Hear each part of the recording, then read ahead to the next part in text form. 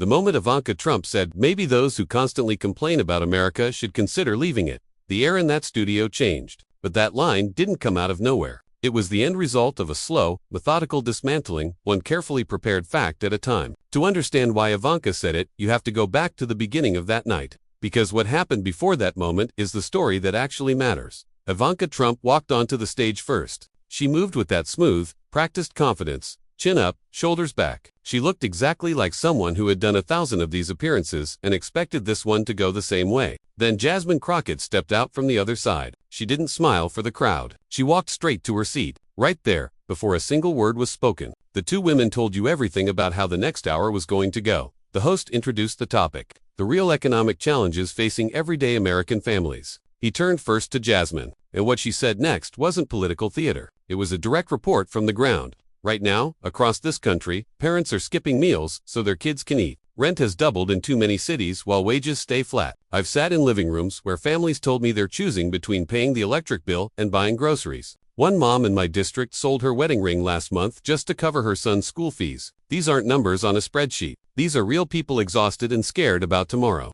The audience stayed quiet. Heads nodded slowly. Before the host could even turn to Ivanka, she cut in. Her voice was soft but carried a clear edge. She blamed the previous administration, promised the current one was stabilizing the economy, and said change takes time. It sounded reasonable on the surface. But Jasmine wasn't letting it sit. Patience doesn't put food on the table. Patience doesn't pay the rent when it's due. When a mother tells me she's working 2 jobs and still can't keep the lights on, she doesn't need to hear, "Give it time." She needs real relief right now. That was round 1. And it set the tone for everything that followed. Jasmine was speaking from proximity to pain. Ivanka was speaking from a script. When the host asked both women to lay out actual solutions, Jasmine didn't hesitate. She called for raising the minimum wage to at least $15 an hour. She pushed for serious federal investment in affordable housing. She demanded rent caps to stop families from being priced out of their own neighborhoods. And then she dropped a number that landed hard. "I've got constituents in Dallas who are paying 60% of their income just on rent. That's not living. That's barely surviving." Ivanka's response talked about empowering people through opportunity rather than government handouts and working together for economic stability. The audience stayed quiet. No applause, no reaction. The contrast was clear and the room felt it. Jasmine had given specifics. Ivanka had given slogans. Jasmine reached down and picked up a small note card from the table in front of her. She held it up slightly so the cameras could see. "Speaking of unity, Ivanka, let me remind everyone of something you said back in 2018. She read slowly, loudly, and clearly. "Poverty builds character. It teaches resilience." The studio went dead silent.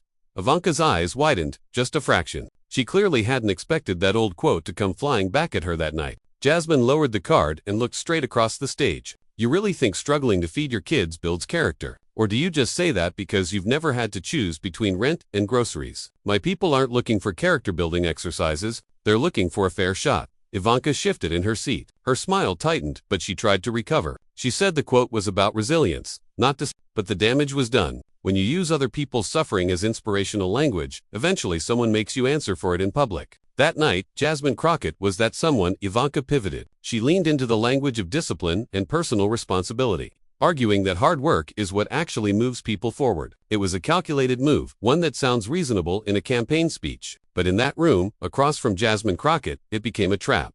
Jasmine didn't raise her voice. She didn't need to. Discipline is what poor families live every single day. They wake up at 5 in the morning, work 2 or 3 jobs, come home exhausted, and still make sure their kids have clean clothes and something to eat. Discipline is what they show when they stretch one paycheck to cover the whole month. Meanwhile, your kids have never once had to worry about the electric bill getting shut off. So don't lecture people about discipline when your family has never had to practice it just to survive.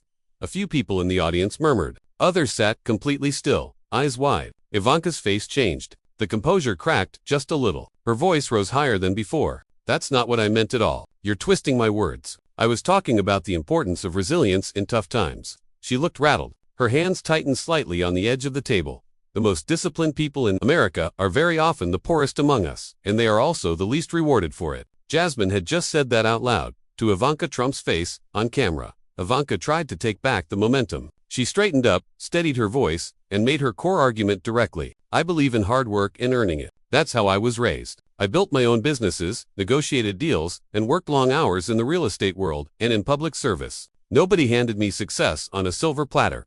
Jasmine looked at her for a long second. Then she leaned forward. "Hard work and earning it. Let's be real about the starting lines here. Ivanka, you were born into a billion-dollar empire. Your father loaned you hundreds of millions to get your projects off the ground. My constituents back home, they're selling their furniture, their wedding rings, even their cars, just to make rent this month. That's not the same game. That's not even the same playing field. A low murmur moved through the crowd, but Jasmine wasn't finished. She picked up another note card and held it toward the cameras. Public records showed that Ivanka received a $250 million loan from Deutsche Bank at a time when almost every other major bank had stopped doing business with the Trump family. $250 million, while regular families are getting denied for a home loan because their credit is a little rough from medical bills. She read the number slowly, clearly, letting it land. That's not just hard work, Ivanka. That's access most Americans will never see in their lifetime. Ivanka's face tightened visibly. She leaned into her microphone, and for the first time that evening her voice carried a slight shake she couldn't quite hide. That's not accurate.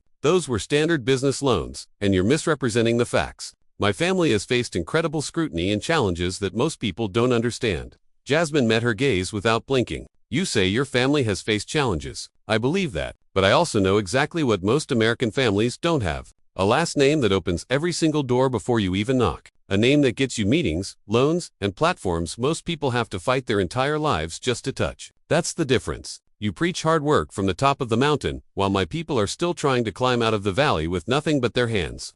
The silence that followed was thick. No one clapped. No one moved. That was when Ivanka Trump said it. After being walked through the math of inherited wealth, after having her 2018 quote read back to her on national television, after watching her talking points dissolve under the weight of actual numbers, she looked across the stage and said, maybe those who constantly complain about America should consider leaving it.